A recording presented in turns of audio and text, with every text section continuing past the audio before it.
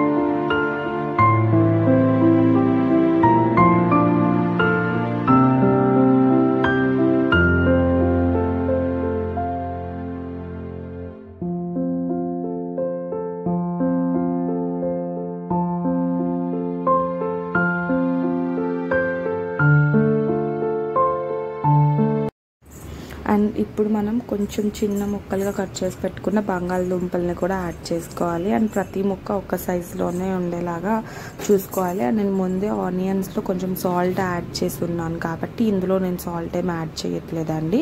లైట్గా అది పసుపు యాడ్ చేసుకుంటున్నాను, ఎందుకంటే ముక్కలు ఒకటి అతుక్కోకుండా ఉంటాయి పసుపు యాడ్ చేసుకోవడం వల్ల. సో అందుకే పసుపు అనేది యాడ్ చేసుకుంటున్నానండి.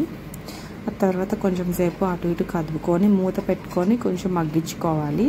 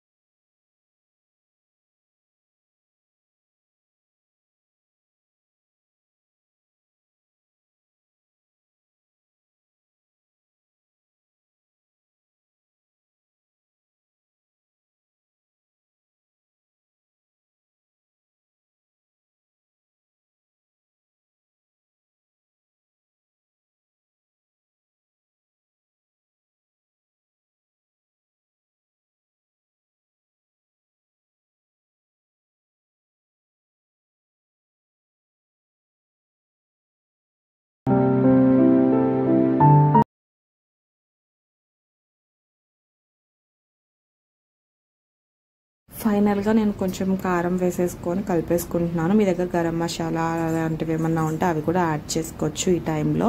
సో ఒకసారి తిప్పేసుకొని ఒక 2-3 minutes అలా మగ్గ పెట్టేసుకొని ఇంకా కట్టేసుకోవడమే అండి. అంతే అండి, చాలా టేస్టీగా ఉంటుంది. ఒకసారి ట్రై చేయండి.